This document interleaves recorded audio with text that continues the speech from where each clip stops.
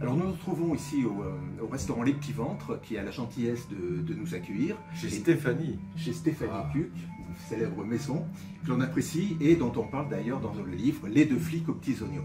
Deux flics aux petits oignons, alors pourquoi finalement ce livre? Un livre de recettes. Un livre de recettes, un livre aussi de polar, où l'on parle de vos personnages, Franklin Hall, Joël Nivard, les célèbres commissaires Dumontel et Varlot. Et l'idée du livre, c'était de partir, comme ça existait sur un plan national, où on a retrouvé des livres sur les recettes avec Santonio, avec Madame Maigret chez Simenon. C'était l'idée de faire un beau livre de recettes de cuisine, tout en parlant de polar et de la ville de Limoges et des bons coins où on mange bien.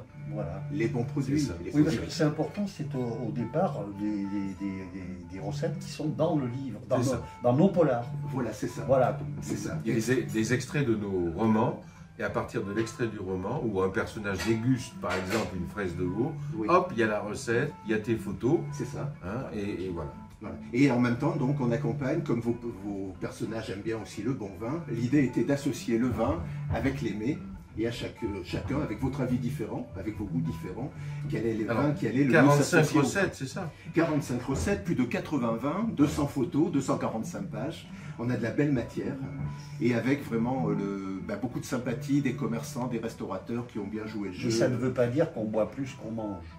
Parce que non. Il y a pratiquement le double. Oui, mais souvent il y a deux vins pour une même recette. Voilà. Alors, donc, Joël, toi, c'est une recette d'abat. Les recettes de ton personnage. De mon personnage. Le commissaire Varlot. Le commissaire Varlot.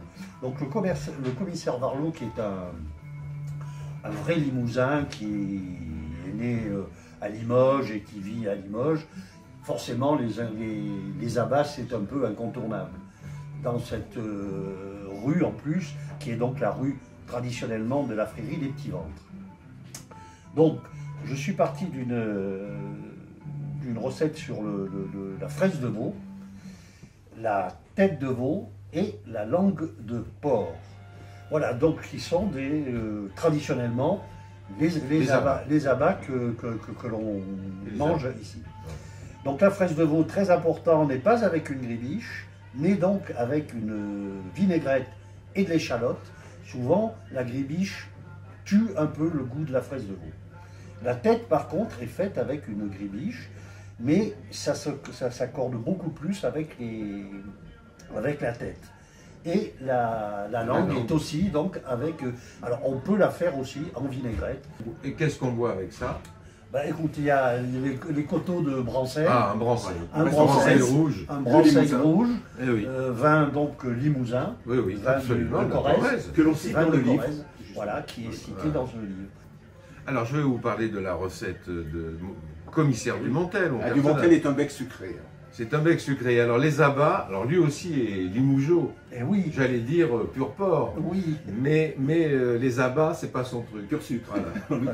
Là, nous avons la belle flognarde. À ne pas confondre avec le clafoutis. Mais là, c'est une flognarde. La différence, c'est que le clafoutis, c'est au moment des cerises. C'est un dessert avec des cerises. Voilà. Et là, la flognarde, c'est la même pâte, mais avec des pommes, des poires. Un concept qu'on pourrait peut-être proposer à Stéphanie Cuc, des Petits Ventres, c'est un mélange de cerises et de pommes, et ça nous donne le clafouignard. Le clafouignard.